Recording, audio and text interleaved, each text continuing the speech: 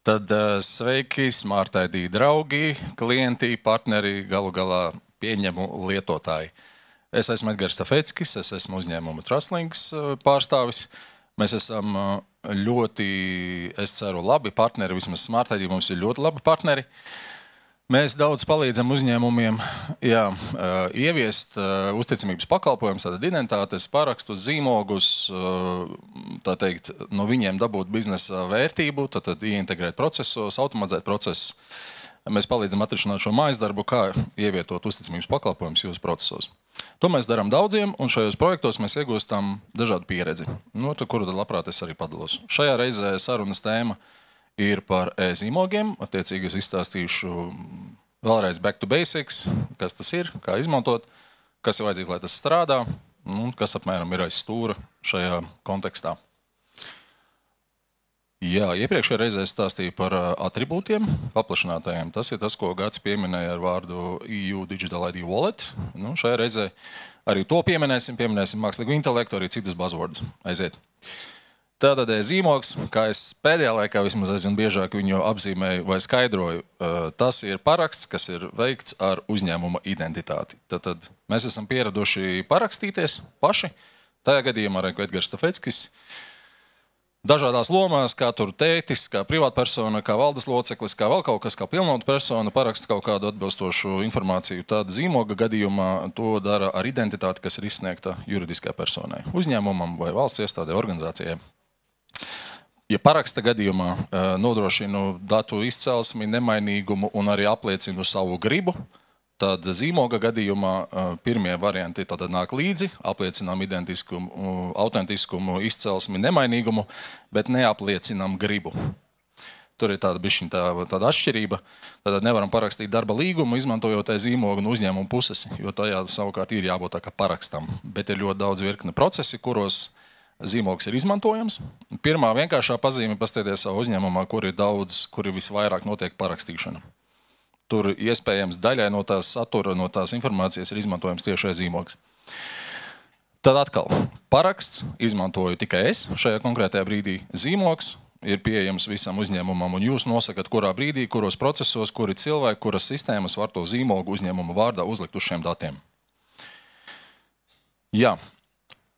Tātad, es jau sāku runāt uz priekšu, tad nav izmantojams gribas apliecināšanai, minēju dažus piemērus. Un tas, kas ir svarīgi, ir nodrošināt kontroli. Kurā brīdī, kurš izmanto šī uzņēmuma identitāti, lai apzīmogotu kaut kādus datus. Tas ir tas mājas darbs, kas parasti ir tad uzņēmumam jānodrošina. Es parādīšu arī dažādus piemērus. Nav arī tā, ka zīmogs ir tikai lieliem uzņēmumiem, kuros ir sarežģītas sistēmas, un tāpēc šis ir relevanti.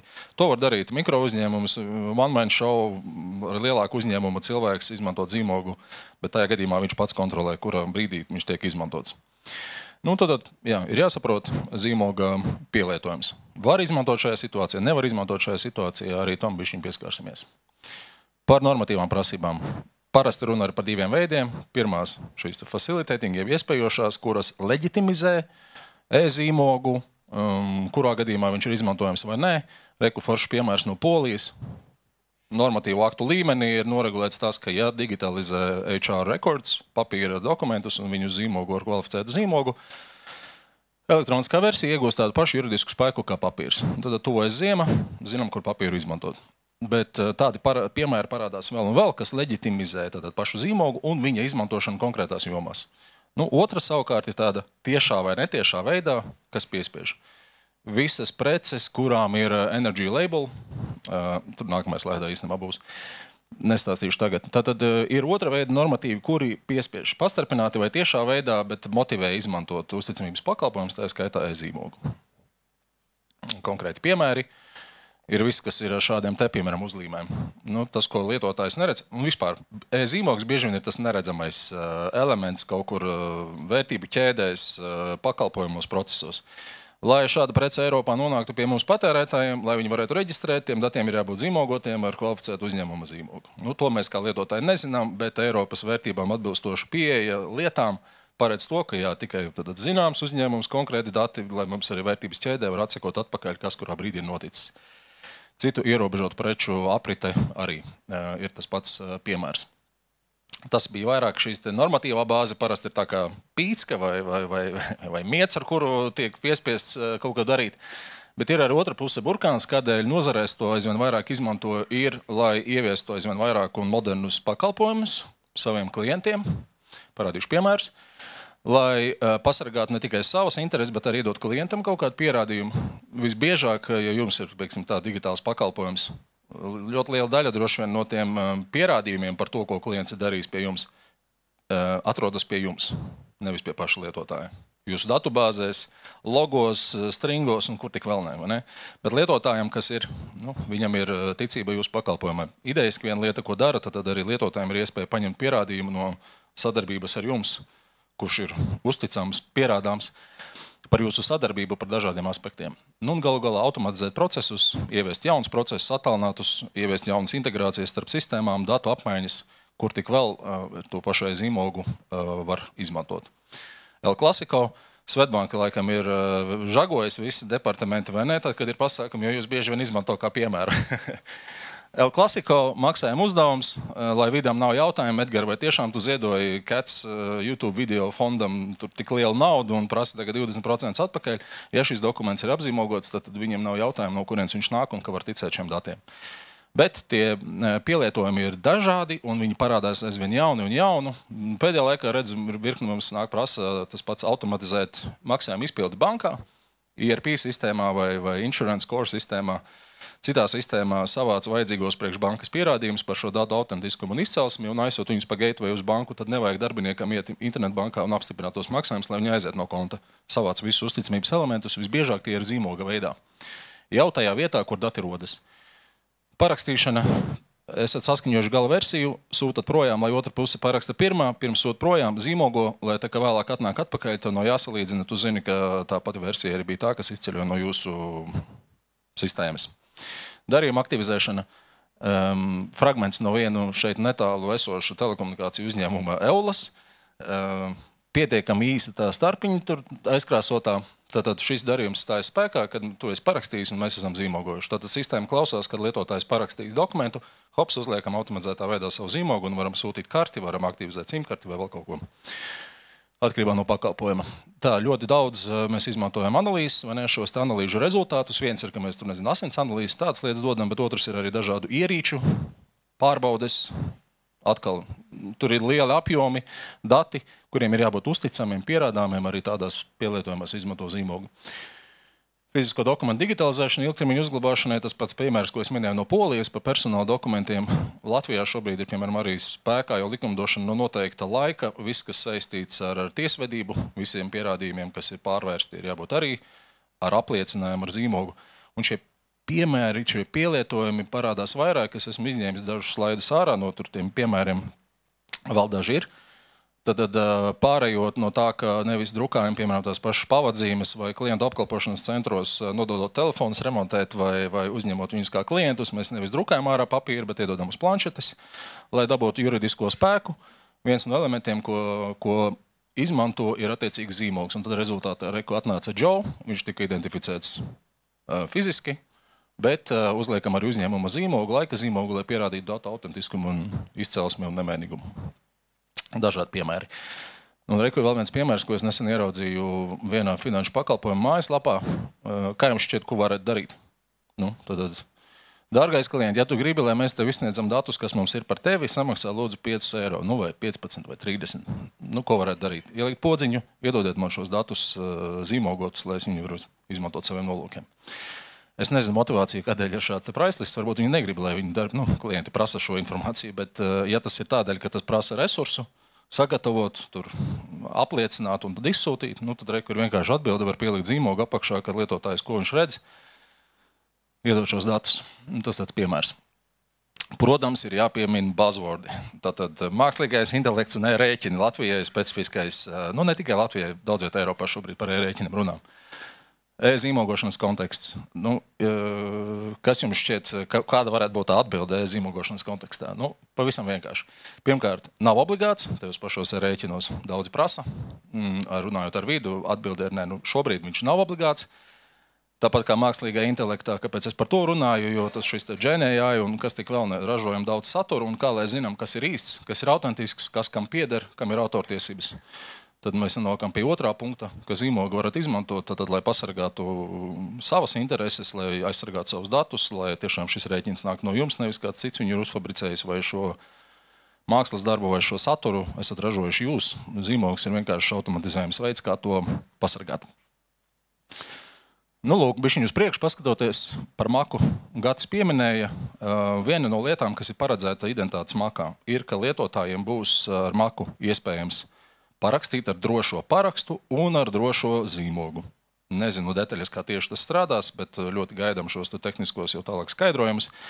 Ko tas nozīmē jums?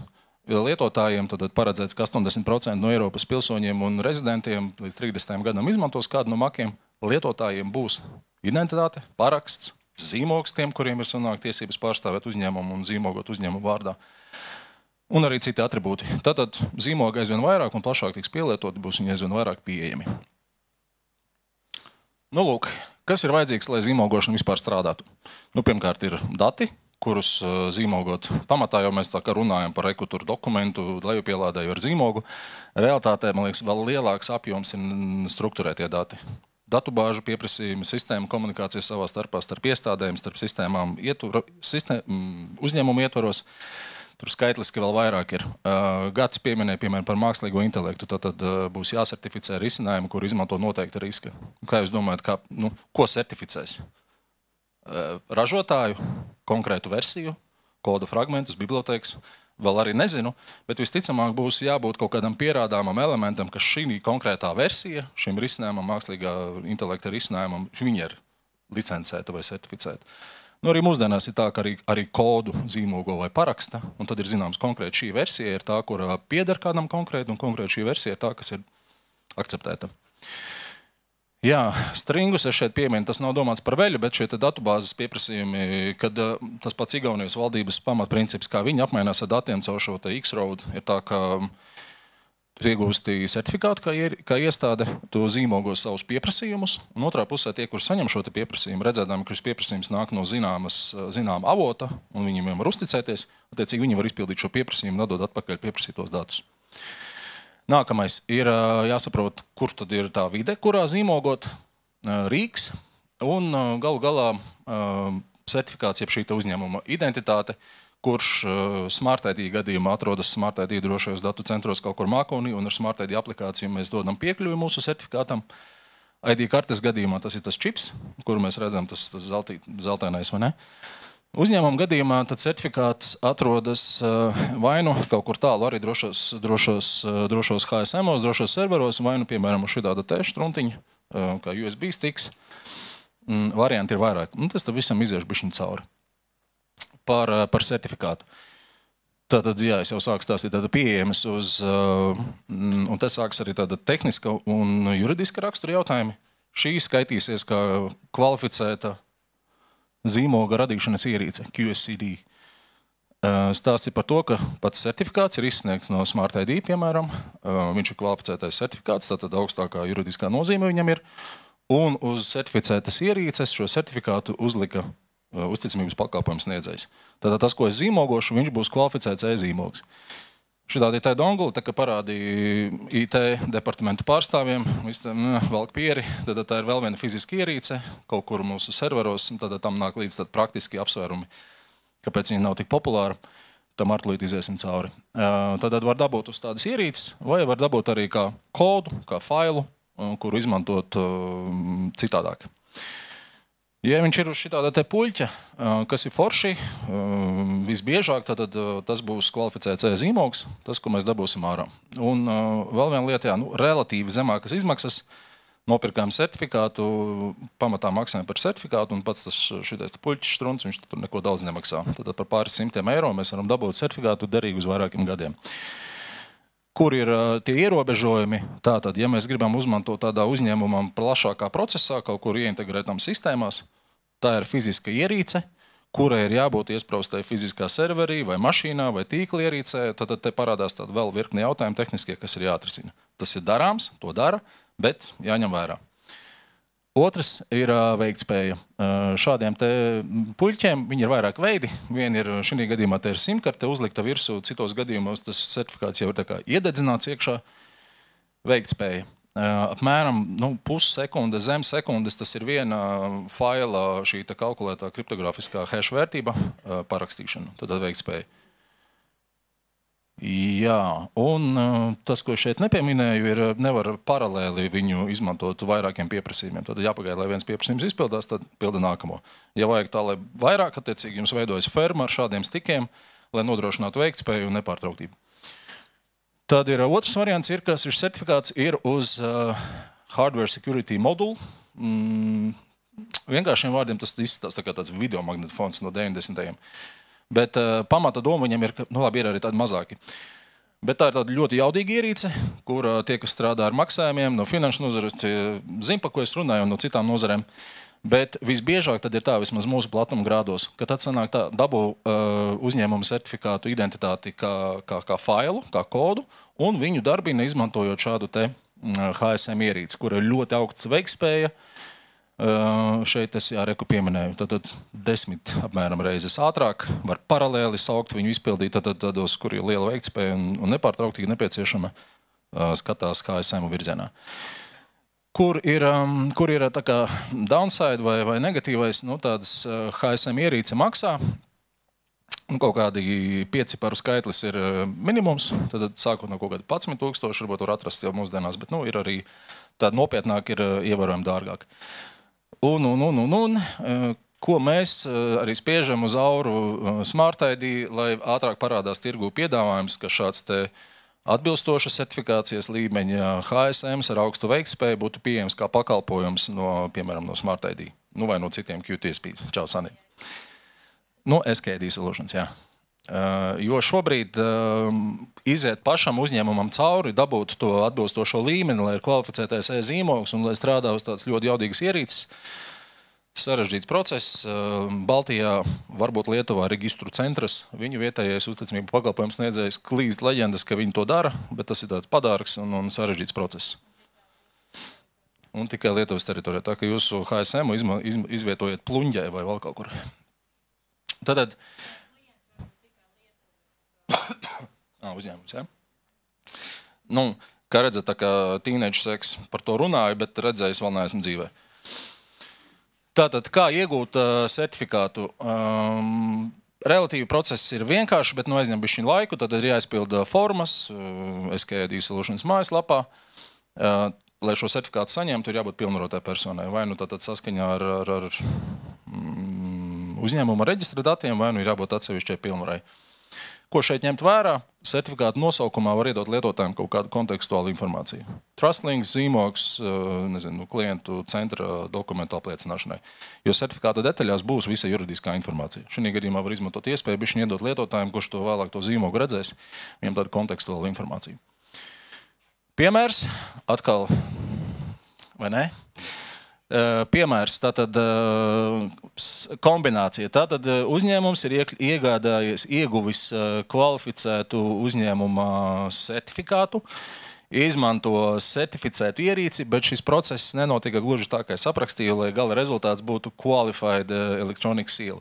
Tur nav nekā nepareiza, bet reku piemērs ir dzīves. Reku ir maksājuma uzdevums, ko es veicu. Attaisīju parakstītājā. Es zinu, ka šajā gadījumā zīmogošana tad tika veikta tā, kā es tikko aprakstīju. Certifikāts ir īstais, ir šī te sava infrastruktūra, bet tādām pilnajām ciklam, lai būtu Qualified Electronic Seal, tur iztrūks tas, ka tas būtu certifikāta izsniedzējs, to certifikātu uzlika uz tās ierīces. Pēc tam varam par to parunāt, te var aiziet beigt dziļi detaļās. Attaisīju parakstītājā, man rāda, reku Edgar, viss forši, zaļa krāsa, viss čiki. Attaisam Eiropas izējam bišķiņ ārā no Baltijas, no Latvijas realitātēm, aizējam uz Eiropas vienoto to validācijas rīku. Viņš saka, paga, tas ir Advanced Electronic Seal, kurš ir veikts ar kvalificētu certifikātu. Tātad viņam mainās bišķiņ tā juridiskā nozīme. Tas vēlreiz saku, te nav nekas nepareizi darīts, jo, kā saprast, šis būtu tas alternatīva, ja būtu tā kā pēc pilnākās programmas darīts. Parādītu Qualified Electronic Seal. Kur ir stāsts? vai ir kaut kāda konkrēta prasība no normatīvā viedokļa, kura saka, draugi, šajā gadījumā ir jābūt drošajam elektroniskajam zīmogam. Ja tāda ir, tad jau mēs zinām vienu virzienu, ko mēs darām, ko mēs nedaram. Un otrs ir, kāda ir zīmogoto datu izmantošanas geogrāfija. Nu, šī gadījumā, kāpēc tur darīt uz 10 vai 11, ja tas nav gluži vajadzīgs. Un izmantošana šeit lokālā tirgu visi saprot, visi pieņem un rāda zaļu ķeksi. Kāpēc iet soli tālāk? Tātad jūs gadījumā, kā saprast, kuru līmeni vajag vai nē, pirmkārt skatāmies uz normatīvām prasībām, vai ir konkrēti pateikts, ka vajag kvalificētu. Ja nevajag, tad varam jau skatīties tajā virzienā, ka certifikātu uzvietot tur HSM-ā kā servisā vai kaut kādā mākoņu pakalpojumā un darīt vienkāršāk. Jā. Mēs parasti par šiem jautājumiem runājam. Ir ļoti liels šī tieksme klientam. Jā, nē, darām tā kā visi. Bet tad, kad pienāk situācija, ka mums klients no Vācijas saka, ka es iesniedzu savos authorities šo darījumu, un viņi man saka, ka tur nāk ārā dzeltenās zīmes un vēl kaut kas. Tajā gadījumā velkam ārā sarunu, ka jāņem vērā tas, ka citviet tas, ko es rādīju, tas Advanced Electronic Seal supported by Qualified Certificate, viņš jau nav nederīgs. Bet parādās jauni jautājumi, parādās skaidrošana. Varbūt kādās situācijās arī tad ir kā es teicu, primāri skatāmies uz juridisko prasību. Nākamais instrumenti, kur zīmogot. Digidoc vai parakstītājs screenshotus šeit neliku, bet tad arī viņos piespraud datoram savu šo te maģisko puļķi, tev ir līdz iedoti pinkodi, un parakstītājā vai citā rīkā attiecīgi var zīmogot. Vai arī internetu pārlūkā, kuram ir spraudnis, kas attiecīgi saprot ID kartes. Tad nākamais ir starpnieku programmatūra, par to es nākamajā izstāstīšu. Un kas ir vēl interesanti, nezinu, vai visi zina un to izmanto, bet katram zīmogam ir iespējams pievienot tādu kontekstuālu informāciju. Tā kā izsauc zīmogošanu, pieliec klāt informāciju, zīmogošanas vieta un nolūks.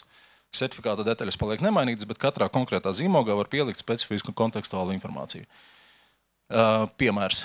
Tātad gala rezultāts zīmogots fails, kurā man ir pielikts klāt elektroniski pārrakstītā dokumenta apliecināšana, vieta, klienta apkalpošanas centrs, Ropažu ielā kaut kur, neatceros, 5, piemēram. Tātad izmantojot arī šo, to var izmantot. Ne obligāti, bet to var darīt, iedot lietotājiem labāk saprast, ko viņš dara. Certifikāta detaļas jūs nevarat mainīt, tās ir jūsu organizācijas identitātes, tas paliek hardkodēts. Lūk, otrs variants ir zīmogošanas starpnieku programmatūra. Te jau mēs runājam par situāciju, kad ne jau lietotājs ir tas, kas staipa datus uz šo te rīku, bet zīmogošana ir ielikta kā daļa no kādas sistēmas, daļa no plūsmas. Tad parasti ir vadošā sistēma, kurā tiek pārvaldīti šie dati, kurus vajag zīmogot. Esat ieguvuši certifikātu, ir saprasts, kurš juridiskais līmenis der, no tā iegūstam atbildi, kādu infrastruktūru varam izmantot. Un tad ir šī vidējais slānis, kurš savieno saprot certifikātus, kurš zina, kā viņus izmantot, kurā kontrolēt piekļuvi, performanci, bet viņam ir virkne uzdevumu, kas ir jāizdara. Jāsaprot šī certifikuma derīgums, jādabū laika zīmogs, jāparaksta. Iespējams, tur parādās kaut kādas biznesa prasības, gribam vizualizāciju šim dokumentu veidam, negribam vizualizāciju uzlikt virsū kaut kādu dokumentam. Tas ir tas slānis, tad ir jāatrisina šie jautājumi, lai pats zīmogs strādātu kā daļa no sistēmas. Kā redzat šeit, tas ir daļa no mūsu, tas, ko mēs darām. Salīdzinājumam, darbvirsmas rīki, šie parakstītāji vai desktops, parasti viņi ir bez maksas. Paņem, dabū certifikātu un jau vari zīmogot. Nevajag iet tur integrēt vēl kaut ko. Ja parādās jau lielāki keisi, tad jau runājam par otru. Bet cilvēks ir tas integrācijas metode, automatizācijas metode. Tas ir tas, kurš taipa uz parakstītāju un vada iekšā pinkodus katru reizi. Tad uz tādu masveida automatizāciju, uz lielapjomu procesiem, datiem, to būs grūti attiecināt. Un atkal to pašu certifikātu izmanto viens lietotājs, vada katru reizi paroli nevis sistematizēti dažādas sistēmas, dažādi lietotāji viņu izsauc. Ja ir ieintegrēts, tā kā starpnieku programmatūras pieeja, tad šis process var būt pilnībā automatizēts. Starpnieku programma ir tā, kura rūpējas par drošību, par piekļuvi, kontrolē.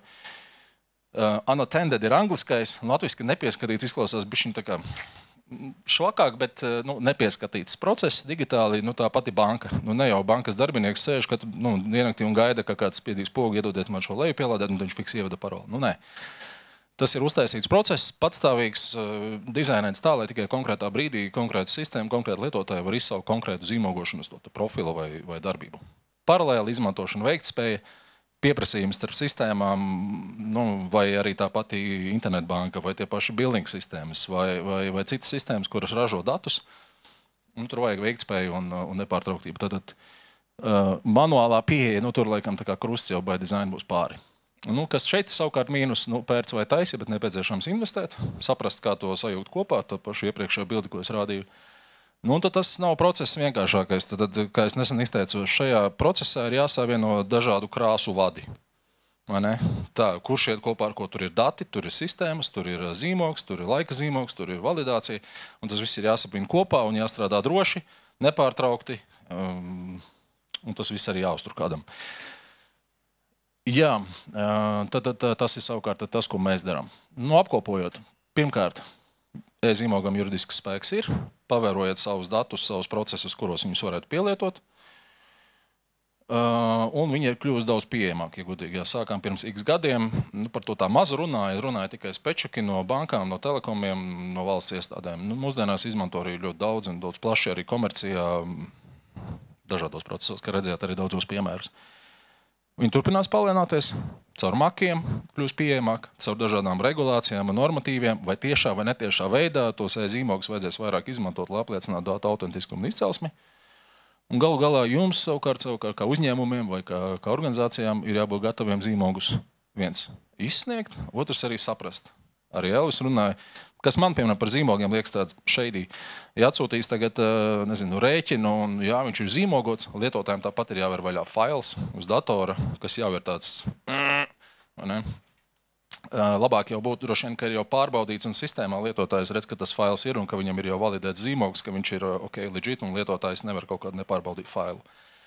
Tātad pirmais jums būs jāspēj zīmogot, ja jūs vēl to nedarat. Otrs - atpazīt, apstrādāt zīmogotus failus. Tas bija tāds arī vēstījums no manis par zīmogošanu. Kā nojaušat, vieta jautājumiem ir tagad un jebkurā brīdī arī pēc tam. Līdz Sanita mums ballīti vai samaitās vai nesabaitās samaitās. Jautājumi pēc tam pie tējas, kafijas un vēl uzkodām. Tā kā nebeidz prom, tev būs iemesls palikt.